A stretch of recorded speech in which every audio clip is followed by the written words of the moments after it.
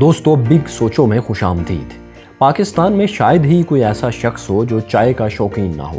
جہاں بہت سے لوگ چائے کی کرامات بتاتے نہیں تھکتے، وہیں بہت سے لوگ ایسے بھی ہیں جو چائے کے بجائے کافی کے زیادہ فین ہیں۔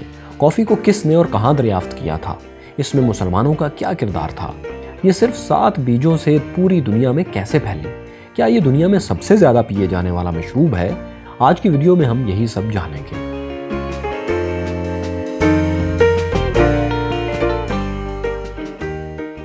کافی دراصل ایک خاص طرح کے پودے سے حاصل ہونے والے بیجوں سے بنائی جاتی ہے۔ کافی کا لفظ عربی کے لفظ قہوہ سے نکلا ہے۔ اسے پہلی بار کس نے بنایا تھا؟ دوستو یہ کہانی بہت دلچسپ ہے۔ یہ بات ہے سال 700 عیسوی کی، اور یہ ملک تھا براعظم افریقہ کا ایتھوپیا۔ ایک معمول کا دن تھا اور ایک مسلمان چرواہا جس کا نام کلدی تھا اپنی بکریاں لے کر کہیں جا رہا تھا۔ اس کی بکریاں بھوکی تھیں، اس لیے راستے میں آنے والے مختلف پودوں سے اپنی بھوک مٹا رہی تھیں۔ اسی دوران اچانک چرواہے کو ایک عجیب بات محسوس ہوئی۔ اس نے دیکھا کہ کچھ بکریاں زیادہ ایکٹیو ہیں اور باقی بکریوں کے مقابلے میں زیادہ اچھل کود رہی ہیں۔ تھوڑا غور کرنے پر اسے یہ بات پتہ چلی کہ یہ بکریاں ایک خاص طرح کے پودے کے پتے کھا رہی ہیں۔ شاید اسی وجہ سے ان کی حرکات میں تبدیلی آئی تھی۔ کلدی نے یہ بات فوراً جا کر ایک درویش کو بتائی۔ اسے اس پودے کے بیج بھی اس نے پیش کیے۔ کہا جاتا ہے کہ اس درویش نے کلدی کی بات کو جھوٹ قرار دے کر پودے کے بیج آگ میں پھینک دیے تھے۔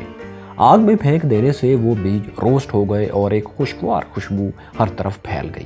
یہی سے دوستو آغاز ہوا تھا اس مشروب کا جسے آج ہم کافی کے نام سے جانتے ہیں۔ یہ اس کی تاریخ کے بارے میں کہی جانے والی ایک کہانی ہے۔ ان روسٹڈ بینز کو بعد ازاں پیس کر ابال لیا گیا اور اس طرح دنیا کی پہلی کافی تیار ہوئی۔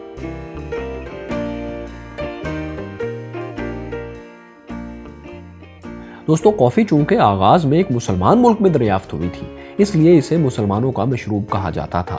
اس کے چرچے سب سے پہلے مشرق میں شروع ہوئے اور پھر یہ مغرب میں پھیلی۔ کہا جاتا ہے کہ مسلمان اپنی عبادت کے لیے کافی کو پیا کرتے تھے اور اسے پی کر تازہ دم ہو جاتے تھے اور انہیں رات دیر تک عبادت کے لیے جاگنے میں آسانی ہوتی تھی۔ مورخین بتاتے ہیں کہ صرف 7 بیجوں سے اس کی کاشت پوری دنیا میں شروع ہوئی۔ ایسا کیسے ہوا؟ ایتھوپیا میں کافی کے خوب چرچے ہوئے اور لوگوں نے اس مشروب کو کافی پسند کیا۔ یہاں سے یہ بحیر احمر کراس کر کے یمن پہنچی۔ یہ 15ویں صدی عیسوی کا دور تھا۔ یمن میں جس شہر میں سب سے پہلے یہ مشہور ہوئی اس شہر کا نام موقع تھا۔ آج بھی کافی کی ایک قسم اسی شہر کی نسبت سے مشہور ہے اور اس کا نام موقع کافی ہے۔ یہیں سے اس کے چرچے پورے جزیرہ نما عرب اور پھر مشرق وسطیٰ میں ہونے لگے۔ چونکہ اسے پی کر جسم میں توانائی محسوس ہوتی تھی، اس لیے اسے عربوں کی شراب بھی کہا جانے لگا تھا۔ عرب میں کئی کافی ہاؤس بھی کھل گئے اور یہ اہل علم کی بیٹھک اسکول آف دا وائز کے نام سے مشہور ہوئے۔ عرب میں ہر قسم کی تقریب میں اب کافی پیش کی جاتی تھی۔ 16ویں صدی کے آغاز میں حجاز کے قاضیوں نے اس پر پابندی لگا دی۔ قاہرہ، مصر اور ایتھوپیا میں بھی اسے پینا ممنوع قرار دے دیا گیا۔ دراصل اس دور کے حکمرانوں کا خیال تھا کہ کافی پینے سے لوگوں کے خیالات بدل جائیں گے اور وہ ان کے خلاف ہو جائیں گے۔ البتہ لوگوں نے اس کے خلاف شدید احتجاج کیا اور آخر کار یہ فیصلہ واپس لینا پڑا۔ دوستو اب تک کافی تمام عرب ممالک میں پھیل چکی تھی۔ مشرق وسطیٰ اور حجاز میں اسے بہت اہتمام سے پیا جاتا تھا۔ 1570 میں جب کافی پہلی بار یورپ میں اٹلی کے شہر وینس پہنچی تو وہاں کے پوپ نے اسے ایک شیطانی مشروب قرار دیا۔ البتہ بعد ازاں اس کو کلیسا کا مشروب قرار دے کر پینے کی اجازت دے دی گئی۔ سال 1600 کے آغاز میں اس کا استعمال پورے یورپ میں شروع ہو چکا تھا۔ بہت سے لوگ اس کی تجارت سے بھی وابستہ ہو گئے تھے۔ پورے یورپ میں بے شمار کافی ہاؤسز کھل گئے تھے اور لوگوں کی کثیر تعداد ہر وقت ان میں موجود ہوتی تھی۔ لوگ کافی پیتے تھے اور ساتھ ساتھ ملکی، غیر ملکی حالات اور دیگر کئی موضوعات پر بحث کیا کرتے تھے۔ یہاں تک کہ 1674 میں خواتین نے یہ معاملہ عدالتوں میں اٹھایا کہ کافی پینے پر پابندی عائد کی جائے، کیونکہ ان کے گھروں کے مرد وقت پر گھر نہیں آتے اور کافی ہاؤسز میں زیادہ وقت گزارتے ہیں۔ دوستو اب تک جس بھی ملک کو کافی کے بیج چاہیے ہوتے تھے وہ انہیں یمن سے خریدا کرتا تھا۔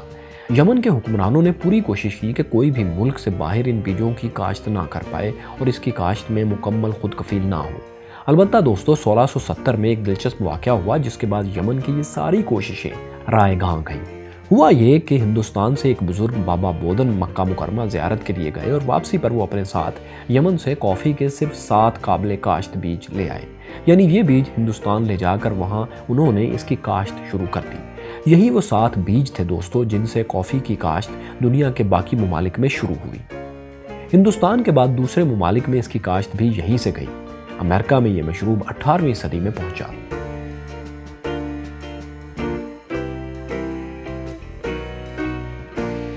दोस्तों, तारीख में कई बार कई ममालिक में कॉफ़ी पीने पर पाबंदी लगाई गई है।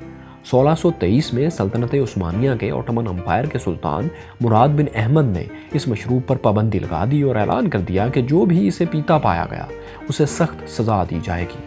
उस दौर में कुस्तुनतुनिया में जो भी कॉफ़ी पीता उसे मारा पीटा जाता और दूसरी बार पकड़े जाने पर उसे आबनाए बास्फोरस में फेंक दिया जाता। स्वीडन में भी 1746 में इस मशरूब पर पाबंदी थी। इसको सज़ा के तौर पर कैदियों को पिलाया जाता था। कैदियों को कॉफ़ी इसलिए पिलाई जाती थी क्योंकि स्वीडन के बादशाह का ख्याल था कि कॉफ़ी पीने से मौत वाक़या हो जाती है। अलबत्ता आप जान सकते हैं कि कैदी इसे पीने के बाद जिंदा रहते थे और बहुत इंजॉय भी करते थे। एक और दिलचस्प किस्सा जर्मनी से जुड़ा है। जर्मनी में बियर और शराब बहुत आम थी। कॉफ़ी ने इस कारोबार को मुतासिर किया और शराब का बिजनेस खसारे में जाने लगा। इसीलिए जर्मनी की एक रियासत के हुक्मरान ने बहुत कोशिश की कि किसी तरह जर्मनी में कॉफ़ी पर पाबंदी लग जाए, अलबत्ता ऐसा ना हो सका। आमतौर पर कॉफ़ी पर पाबंदियों की वजह या तो कोई ज़ाती गर्ज होती थी या फिर लोगों का ख्याल था कि इससे चूंकि एनर्जी मिलती है इसलिए ये कोई मायूब चीज़ है।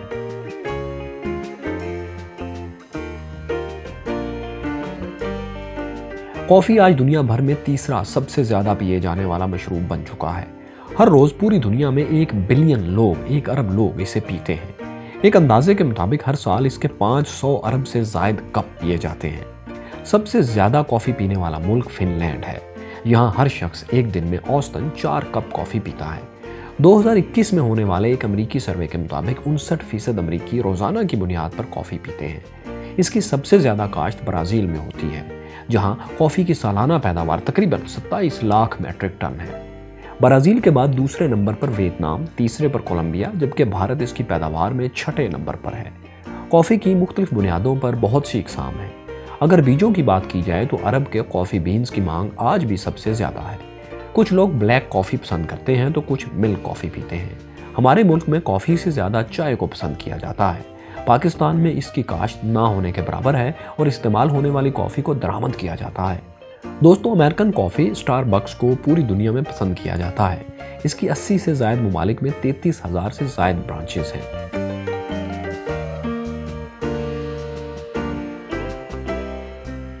कॉफ़ी में ख़ास मादा पाया जाता है जिसे कैफ़ीन कहते हैं।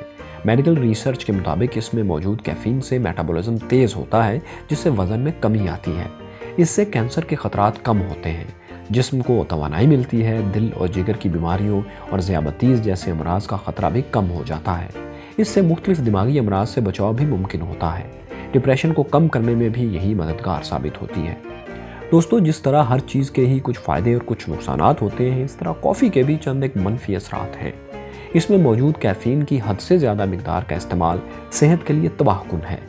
ज़्यादा कॉफ़ी पीने से नींद मुतासिर होती है और इससे ब्लड प्रेशर बढ़ सकता है। एंजाइटी का सामना भी हो सकता है। दोस्तों, बाज़ लोग कॉफ़ी की लत में पड़कर नींद की कमी का शिकार हो जाते हैं। अगरचे ये दिल की बीमारियों से महफूज रखती है, लेकिन अगर बहुत ज़्यादा कॉफ़ी पी जाए तो इसमें मौजूद कैफ़ीन से दिल पर मनफी असर पड़ता है। 2015 में होने वाली एक तहकीक से ये बात सामने आई है कि ज़्यादा कॉफ़ी पीने से हड्डियाँ कमज़ोर हो जाती हैं।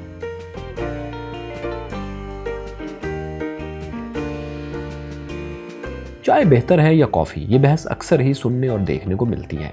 वैसे तो दोस्तों हर शख्स की अपनी पसंद है, लेकिन तिब्बी माहिरीन के मुताबिक कैफ़ीन की मिकदार चाय की निस्बत कॉफ़ी में ज़्यादा होती है। अमूमन एक कप कॉफ़ी में 95 मिलीग्राम, जबकि एक कप चाय में 47 मिलीग्राम कैफ़ीन पाई जाती है। 47 मिलीग्राम। एक नॉर्मल इंसान एक दिन में 400 मिलीग्राम कैफ़ीन का इस्तेमाल कर सकता है। पूरी दुनिया में 2 बिलियन से ज़ायद अफराद हर रोज़ चाय पीते हैं। सबसे ज़्यादा चाय तुर्की में पी जाती है। वहाँ तो सर्द मौसम में लोग एक दिन में 10-10 कप चाय भी पी जाते हैं। इसकी औसत पैदावार 3 अरब टन सालाना है। सबसे ज़्यादा चाय काश्त करने वाला मुल्क चाइना है, जहाँ इसकी सालाना पैदावार 20 लाख टन है। दूसरे नंबर पर भारत है। पाकिस्तान में इसकी काश्त बहुत कम होती है और एक अंदाजे के मुताबिक पाकिस्तान हर साल 3 करोड़ टन चाय दरामद करता है। दोस्तों, कॉफ़ी के बारे में आपको ये मालूमात कैसी लगी? आपको चाय ज़्यादा पसंद है या कॉफ़ी? हमें कमेंट्स में ज़रूर लिखिए। शुक्रिया।